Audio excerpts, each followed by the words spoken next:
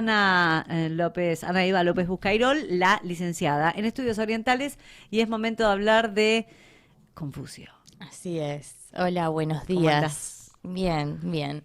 Sí, hoy traje a Confucio para hablar de él, quién fue. Es famoso. Es muy famoso. No sé si sabemos mucho, pero el nombre Confucio Sí. suena. ¿Qué dijo, no? ¿Qué propuso? Bueno, todas esas cosas vamos a hablar hoy. Confucio fue un filósofo y maestro chino, estamos en la geografía china, y bueno, la idea sería contar un poco acerca de su vida, qué pensó, qué dijo. Y bueno, la historiografía tradicional nos dice que Confucio nació en el 551 antes de la era común, en un pequeño reino llamado Lu, que es en la actual provincia de Shandong, al este de China, donde se concentra la mayor cantidad de población de China, incluso hoy, y murió en el 479, también antes de la era común. Estas fechas pueden no ser exactas, pero bueno, hasta ahora es en cuanto a investigaciones. Lo que está como acordado, ¿no? Sí, no hay Claro. nada mejor que estas fechas, Bien. digamos. Él quedó huérfano de sus padres cuando tenía 3 años. A los 19 años se casa, tiene un hijo, quien después seguiría sus enseñanzas, y muere alrededor de los 73, 74 años. Él era humilde, pero bueno, pudo igual estudiar, de todas maneras en gran medida fue autodidacta. Y conocemos a Confucio con ese nombre porque es el nombre que le dan los jesuitas en el 1700 cuando llegan a China, o sea, sería como el nombre occidentalizado, pero en realidad su nombre chino, digamos, sería el maestro Kong o Kong Si, o simplemente Kong. Pero bueno, los jesuitas le dijeron, bueno, Confucio, ta. Confucio es contemporáneo de la dinastía Zhou, que es una época durante la cual se creó la civilización histórica china y también como era el periodo de conformación política de China antiguo, digamos, de lo más antiguo, porque bueno, son 3 dinastías que se dan sucesivas. China tiene 1 millón de dinastías, ¿no? Pero bueno, la dinastía Xia, Shang y Zhou son estas dinastías arcaicas que serían como las primeras dinastías de la historia de China, y bueno, él es de la dinastía Zhou, digamos, ¿no? Como es contemporáneo de esa época. Y vivió también una época de transición histórica, ¿no? Una época de aguda crisis cultural, porque bueno, el mundo Zhou también estaba desmoronándose de alguna manera y ya pasando a otro periodo, el cual no vamos a entrar ahora en la cuestión histórica en sí. Entonces, bueno, el propósito de Confucio nunca había sido dedicarse a la enseñanza, digamos, su plan era reformar el mundo, y ejercía como maestro únicamente hasta que se presentara su oportunidad, porque él aspiraba a dirigir el gobierno del Estado, o sea, él quería ser político, Claro. digamos, ¿no? Pero bueno, una vez igual fue designado a un cargo político, o sea, dentro de la corte, un cargo importante, equivalente a miembro del Consejo de Estado, y él aceptó creyendo que iba a poder hacer cambios o que iba a poder implantar un poco de lo que él pensaba, que ahora lo vamos a ver, pero en realidad era para mantenerlo callado, y cuando se dio cuenta de esto, él dimitió del cargo. Cuando pasados sus 50 años se dedicó a viajar por unos 10 años, entonces iba de un estado a otro buscando una oportunidad, a alguien que lo emplease a él y a su equipo, porque para esto ya tenía un equipo de discípulos, para establecer su modelo de gobierno, pero todos sus esfuerzos de alguna manera fueron en vanos, porque no encontró ningún príncipe, ningún estado que lo avalara. Sí, o que lo haga ingresar a la cuestión política. ¿Y esto por qué? Bueno, porque Confucio representaba de alguna manera un desafío para estas autoridades establecidas, para el establishment político de la época, y su mensaje político para los gobernantes era como potencialmente subversivo, digamos. Claro, era Entonces, un revolucionario, digamos. de alguna Lo que traía manera no era para sostener el orden, sino cambiarlo.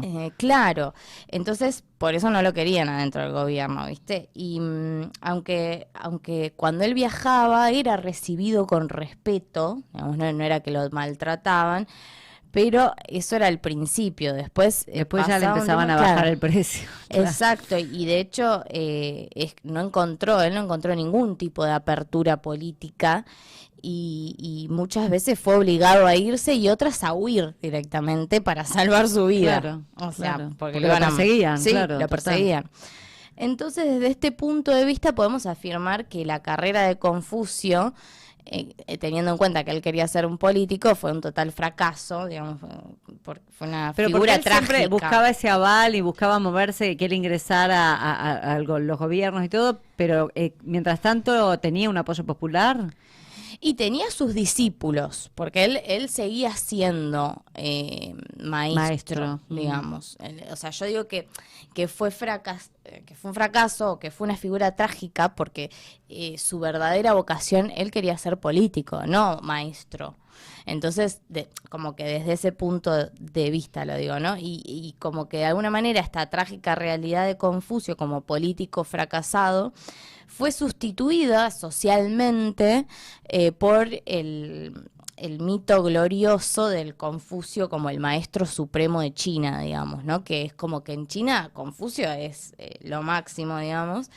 Y además que su figura fue venerada por mucho tiempo, incluso al día de hoy sigue rigiendo la política, o sea, hay ciertas cuestiones de Confucio que siguen estando en la política de China a hoy. Claro. Y durante 2000 años Confucio fue canonizado como el primer maestro supremo, o sea, la fecha de su nacimiento todavía se celebra hoy en China como el Día de los Maestros. Mira. O sea, fue una figura muy importante. Pero bueno, como todo genio que no es reconocido en su época, ¿no? Como nadie es profeta en su tierra. Uh-huh. Así que bueno, esta es una cruel ironía de Confucio, pobre que murió así, sin poder dedicarse realmente a lo que quería, pero nos dejó muchas cuestiones filosóficas y enseñanzas. Obviamente que él le dio mucha atención a la educación, no es que no, pero bueno, no consideraba que esa fuera su primera y verdadera vocación, ¿viste? Ni su meta, en todo caso era un momento, una herramienta, una etapa y después él quería llegar a otra cosa que bueno. Claro. Claro, bueno. Nos llegó en vida. Claro, en vida, exacto. De la doctrina de Confucio, así propiamente dicha, tenemos conocimientos de sus dichos a través de la recopilación escrita de 2 generaciones sucesivas de discípulos. Él no escribió nada. Él dictaba. Claro, no. Lo que hacían los discípulos era escribir las clases. Registro de las conversaciones, sí. claro, de las presentaciones. Y este libro se llama Las Analectas de Confucio y bueno, ahí justamente encontramos epigramas, que son frases breves, diálogos, anécdotas, que son surgidas en su mayoría de las preguntas de los discípulos. Claro. Entonces, bueno, las Analectas constituyen el único texto en el que puede encontrarse a Confucio, vivo y real, digamos. Bien, ¿no? Después no hay, él no escribió. Claro. Y bueno, en cuanto a la política de Confucio, para ver un poquito lo que él pensaba y todo eso, él sostenía que la ética y la moral están por encima de todas las cosas. Según Confucio, un rey gobierna por su fuerza moral, si no puede establecer un ejemplo moral, si no puede mantener y promover los rituales, que también era algo muy importante para Confucio, el tema de la observancia ritual, pierde el derecho a la lealtad de sus ministros y la confianza del pueblo, y entonces para él como que el pilar esencial del Estado es la confianza del pueblo en sus gobernantes. Interesantísimo. Sí, claro. También desconfiaba profundamente de las leyes, porque para él la verdadera cohesión de una sociedad se asegura a través de la observancia ritual, porque decía como que las leyes invitan a las personas a volverse tramposas. Mira vos, justo hoy que empieza el debate de la ley bases en el Senado. Sí, Qué timing, Anita, ¿eh? Qué timing, ¿no? Bueno, sí. Y además, bueno, también él creía que el gobierno debe tener como meta procurar el bienestar y la felicidad de todos los del pueblo, de toda la sociedad. Uh-huh. Y esto se podía realizar si el gobierno estaba administrado por hombres educados, confiaba mucho en la educación, y competentes, y esto no tenía nada que ver con el nacimiento, porque recordemos que en la época en la que Confucio habla, que es todo dinastías, emperador y qué sé yo, obviamente hay una cuestión de linaje familiar que... La educación no era universal. no era universal, pero bueno, ahí vamos a ver, de todas maneras, con el tiempo, ¿no? Cuando aparecen los burócratas, letrados chinos, ellos sí debían rendir examen, Claro. debían instruirse en los 5 clásicos, que era, para Confucio estos libros eran esenciales. Pero bueno, entonces tenemos esta cuestión de que no tiene que ver con el nacimiento en el sentido de la familia a la que perteneces. O sea, para él, si sos campesino, por ejemplo, por darte un ejemplo, y estudiás y Tal te cual, educás y tal cual. podés acceder. ¿entendés? No por ser hijo de, ¿no? Ujú. Como bueno. Y bueno, en cuanto a la educación, es muy importante porque Confucio fue el primer filósofo chino que consiguió fundar una escuela e inspirar una cadena de seguidores que transmitieron su nombre y sus pensamientos, y constituyó la primera escuela privada dedicada a la educación superior en la historia de China. Él empieza a enseñar en su casa y no ponía obstáculos para quien no pudiera pagar sus clases porque era privado. Y la educación confuciana estaba abierta, digamos, para él todo el mundo tenía que estudiar y él abría su educación, digamos, a todos sin ningún tipo de discriminación de clase, digamos, ¿no? Su objetivo principal, principalmente era el logro intelectual, era el único medio para cultivarse éticamente, ¿no? Hay una cuestión ética, moral muy fuerte en la postura de Confucio, pero lo más importante es que la educación confuciana era humanista y universalista, decía, ¿no? Como que se lo ve a Confucio como una persona humanista en cuanto a su filosofía, y digamos que con este término de humanidad se enuncia el concepto central bajo el cual puede clasificarse a todos los demás ideales confucianos, porque para él lo importante no es una formación o tener información técnica acumulada y profesionalidad especializada en determinadas cosas, sino el desarrollo de la propia humanidad. La educación tiene que ver con ser, no con tener. Bien, me gusta. Entonces, bueno, él le daba mucha importancia a lo antiguo también, como que a la tradición, es un mantenedor de la tradición, por eso aconsejaba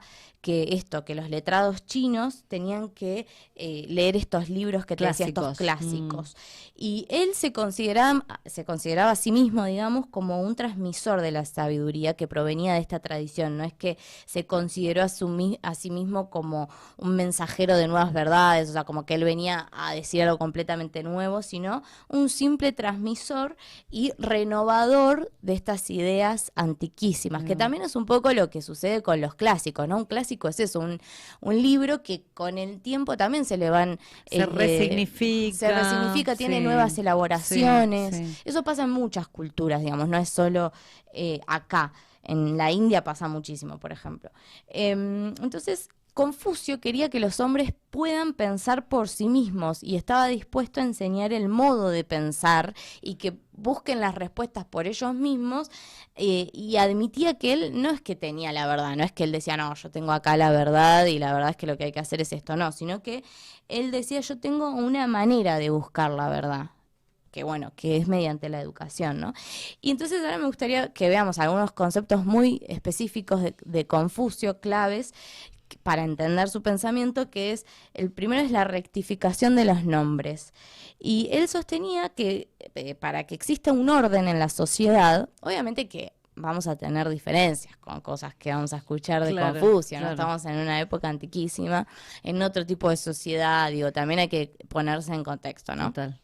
Entonces, bueno, él decía que para que exista un orden en la sociedad, lo más importante era llevar a cabo lo que él llamaba la rectificación de los nombres, es decir, que las cosas nombradas coincidieran con el significado de los nombres. ¿Qué quiere decir? Que cada nombre, cada cosa que yo nombro, implica una responsabilidad como que responsabilidades y deberes, ¿no? Por ejemplo, el gobernante tiene, el padre, la madre, tienen responsabilidades, deberes, ¿no? Que cumplir, y que ese es su rol, pongámoslo entre comillas, en la sociedad, ¿no? Bien. Y eso era muy importante porque el hecho de que cada persona tenga un rol claro en la sociedad y se prepare para cumplir esas funciones en la sociedad, hacía que lo nombrado esté en concordancia con la acción, Claro, de alguna claro. manera, ¿no? Sí. Y esto se relaciona con también lo que se llama la piedad filial, que también es un pensamiento de Confucio,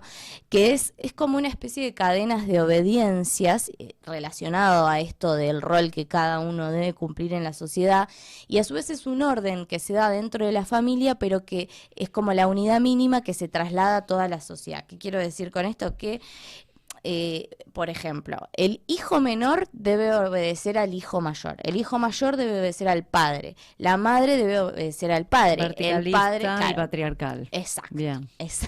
No, No estoy jugando, estoy describiendo. me encanta porque tenés toda la razón, ¿eh? O Porque sea, aparte lo pienso mucho, es funcionalista, es funcionalismo como- eso, si lo traes a los paradigmas de, digamos, Sí. estructuralista, un poco también, ¿no? En la organización de las Sí. instituciones sociales. mismo el hombre obedeciendo al gobernante, Claro, ¿no? O claro. sea, como que sí, es Digo, de total. esa manera vos lográs que la yo- máquina funcione. Exacto. Bueno, con eso esa estructura, ¿no? con esa Claro, estructura, claro, exacto, claro. exacto. Por eso digo, es criticable y es cuestionable, obviamente. Pero, Pero bueno, que era ordenado no se puede. Mamita querida. ordenadísimo el Confucio. Y bueno, otro concepto importantísimo que lo quiero nombrar, que es el tema, él hablaba de la benevolencia y la justicia. La benevolencia es Ren y la justicia Shi. Estas son las virtudes más importantes de los individuos, dice Confucio. La justicia es el deber ser de una situación. Cada uno en la sociedad tiene cosas que debe hacer y que deben ser hechas por ellas mismas porque es moralmente correcto realizarlas, dice, ¿no? Pero la esencia material de estos deberes es amar a otros, o sea, la benevolencia, ¿no? Como que amar a otros para él es la Bueno, y benevolencia. ahí está la cuestión humanista de nuevo, ¿no? Exacto. El hombre que realmente ama a otros es un hombre capaz de cumplir con sus deberes en la sociedad, dice, ¿no? Y entonces el hombre de Ren, digamos, es uno que deseando sostenerse sostiene a otros y deseando desarrollarse desarrolla a otros, decía, ¿viste? Es como ser capaz de sacar de sí mismo la medida para el tratamiento de otros. Esta típica frase de no le hagas a los otros lo que no querés que te hagan, bueno, eso. Y por último, el conocimiento del Ming. Él hablaba de el Ming como una especie de destino. No tomen esta palabra así tan al pie de la letra porque es una traducción No es un jarrón. de China. Que tiene esas palabras que pensás ese jarrón Ming. Claro, verdad. Pero es como una especie de mandato del cielo. Esto también se habla de que el gobernante tiene el Ming, el Tianming, que es este mandato del cielo celestial. Pero para Confucio, conocer el Ming es reconocer la inevitabilidad del mundo como existe y hacer caso omiso ante el éxito o el fracaso. Entonces, al estar liberados de ese resultado que nos proporciona X situación, estás libres de ansias, si es exitoso, Claro. y de temores ante el fracaso. Entonces él dice, bueno, así somos felices, ¿no? Y para esto él era conocer el Ming. Y de esto también se deduce que para ellos la idea de justicia, o sea, de la idea de justicia dedujeron el hacer por nada, que tiene que ver con esto, de que uno debe hacer las cosas desinteresadamente y porque las tiene que hacer. Claro. No podés no hacerlo, pero sin importar esto de qué resultado se obtenga, ¿no? Como que el valor reside en el hacer, no en el resultado. Claro, Y claro. eso es muy interesante. Entonces, bueno, nada, para cerrar, Confucio pasó sus últimos años de su vida enseñando en Lu, o sea, nunca llegó a esto que te decía, por eso lo vemos como una realidad trágica, un fracaso en ese sentido, pero la verdad es que pocas vidas humanas han influido tan profundamente en la historia como Confucio, y si buscamos el secreto quizá de su atractiva figura, parece que lo más probable es que resida en, por un lado, su insistencia sobre la supremacía en los valores humanos y la importancia en educarse. Y él decía, la sabiduría está en conocer a los hombres y la virtud en amarlos. Qué lindo, me encantó. Hermosa la Así clase que de bueno. hoy. Hablamos Sí, de Confucio. te digo igual que quedaron, o sea, tuve que resumir, viste, hacer así. Entonces, lo que estuve pensando es, después de que salga esta columna, armar un video para profundizar en el tema, porque hay muchísimo para decir. Y esos videos, los programas ya emitidos, también, ¿en dónde los podemos ver? Cultura Orientalista, que es mi canal de YouTube, que subo todo ahí, así que lo pueden ver. Después voy a dejar un link. O sea que ponemos youtube.com/cultura orientalista y llegamos. Yo espero que sí. Esperamos que sí. Ahora lo chequeamos y si no les pasamos el link. Gracias, Anita. Dale, bueno, gracias. Sigamos. Hasta luego. Pido la palabra. AZN Radio 94.5.